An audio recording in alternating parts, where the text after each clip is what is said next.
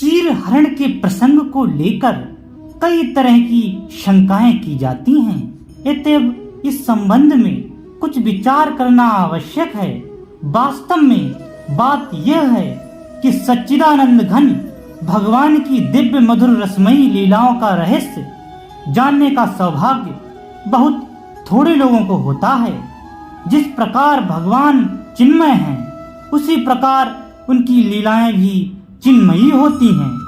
सच्चिदानंद रसमय साम्राज्य के जिस परमोन्नत स्तर में यह लीला हुआ करती है, उसकी ऐसी विलक्षणता है कि कई बार तो ज्ञान विज्ञान स्वरूप विशुद्ध चेतन परम ब्रह्म में भी उसका प्रागट्य नहीं होता, और इसीलिए ब्रह्म साक्षात्कार को प्राप्त महात्मा लोग भी इस लीला रस का समास्वादन नहीं कर पाते।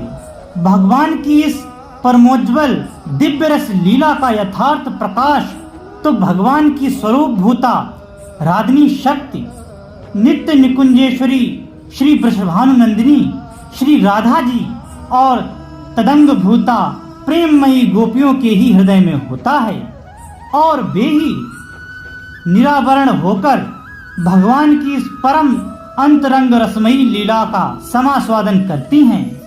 यूं तो भगवान के जन्म कर्म की सभी लीलाएं दिव्य होती हैं, परंतु ब्रज की लीला, ब्रज में निकुंज लीला और निकुंज में भी केवल रसमयी गोपियों के साथ होने वाली मधुर लीला तो दिव्याति दिव्य और सर्वगोहतम है। ये लीला सर्वसाधारण के सम्मुख प्रकट नहीं है, अंतरंग लीला है, और इसमें प्रवेश का अधिकार केवल श्री गोपी जनों को ही है। श्रीमद् भागवत महापुराण के दशम स्कंद के 21वें अध्याय में ऐसा वर्णन आया है कि भगवान की रूप माधुरी, बंशी ध्वनि और प्रेममयी लीलाएं देख सुनकर गोपियां मुग्ध हो गईं। 22वें अध्याय में उसी प्रेम की पूर्णता प्राप्त करने के लिए वे साधन में लग गई हैं। इसी अध्याय में भगवान ने आकर उनकी साधना पूर्ण की है। यही चीर हरण का प्रसंग है। गोपियां क्या चाहती हैं, ये बात उनकी साधना से स्पष्ट है। वे चाहती थीं श्री कृष्ण के प्रति पूर्ण आत्मसमर्पण, श्री कृष्ण के साथ इस प्रकार घुल मिल जाना कि उनका रोम रोम, मन प्राण, संपूर्ण आत्मा केवल श्री कृष्ण में हो जाए। शरत काल में उन्होंने श्री कृष्ण की बंशी धुनि की चर्चा आपस में की थी। हेमंत के पहले ही महीने में अर्थात भगवान के विभूति स्वरूप मार्गशीर्ष में उनकी साधना प्रारंभ हो गई। विलंब उनके लिए असह्य था। जाड़े के दिन में वे प्रातः काल ही यमुना स्नान के लिए जाती। उन्हें शरीर की परवाह नहीं थी। बहुत सी कुमारी ग्वालिनें एक साथ ही जाती। उनमें ईर्ष्या द्वेष नहीं था। वे ऊंचे स्वर में श्री कृष्ण का नाम कीर्तन करती हुई जाती। उन्हें गांव और जाति वालों का भय नहीं था। वे घर में भी हविष्यान्न का ही भोजन करती। वे श्री कृष्ण के लिए इतनी व्याकुल हो जाती थीं कि उन्हें माता पिता तक का संकोच न था। वे विधि पूर्वक देवी की बालुकामयी मूर्ति बनाकर पूजा और मंत्र जाप करती थीं। अपने इस कार्य को सर्वथा उचित और प्रशस्त मानती थीं। एक वाक्य में उन्होंने अपना कुल, परिवार, धर्म, संकोच और व्यक्तित्व भगवान के चरणों में सर्वथा समर्पण कर दिया था। वे ही जपती रहती थीं कि एकमात्र नंद नंदन ही हमारे प्राणों के स्वामी हों।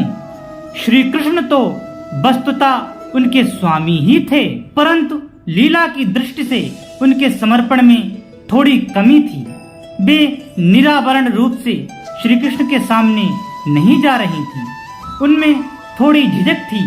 उनकी यही झिझक दूर करने के लिए, उनकी साधना, उनका समर्पण पूर्ण करने के लिए उनका आवरण भंग कर देने की आवश्यकता थी। उनका यह आवरण रूप चीर हर लेना जरूरी था, और यही काम भगवान श्री कृष्ण ने किया। इसी के लिए वे योगेश्वर के ईश्वर और भगवान अपने मित्र ग्वाल बालों के साथ यमुना तट पर पधारे थे। साधक अपनी शक्ति से, अपने बल और संकल्प से, केवल अपने निश्चय से पूर्ण समर्पण नहीं कर सकता। समर्पण भी एक क्रिया है और उसका करने वाला असमर्पित ही रह जाता है। ऐसी स्थिति में अंतरात्मा का पूर्ण समर्पण तब होता है जब भगवान स्वयं आकर वह संकल्प स्वीकार करते हैं और संकल्प करने वाले को भी स्वीकार करते हैं। यहीं जाकर समर्पण पूर्ण होता है। साधक का कर्तव्य है पूर्ण समर्पण की तैयारी। उसे पूर्ण तो भगवान ही करते हैं। भगवान श्री कृष्ण यूं तो लीला पुरुषोत्तम हैं, फिर भी जब अपनी लीला प्रकट करते हैं तब मर्यादा का उल्लंघन नहीं करते, स्थापना ही करते हैं। विधि का अतिक्रमण करके कोई साधना के मार्ग में अग्रसर नहीं हो सकता, परंतु हृदय की निष्कपटता, सच्चाई और सच्चा प्रेम विधि के अतिक्रमण को भी शिथिल कर देता है।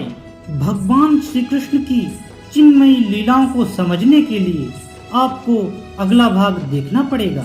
इस भाग में बस इतना ही। भगवान श्री कृष्ण के चरित्र को लेकर मैंने इस विषय पर 4 भाग बनाए हैं। भगवान श्री कृष्ण के चरित्र को आप उन भागों में जान सकेंगे। इसके लिए अति आवश्यक है उन भागों को देखना। अगर आपको मेरी ये प्रस्तुति पसंद आती है तो प्रस्तुति को लाइक करें, सब्सक्राइब करें मेरे चैनल को, ताकि आने वाली धर्म ग्रंथों से प्रमाणित भक्ति और ज्ञानपूर्ण प्रस्तुति आपको टाइम पर मिल जाए। जय श्री कृष्ण।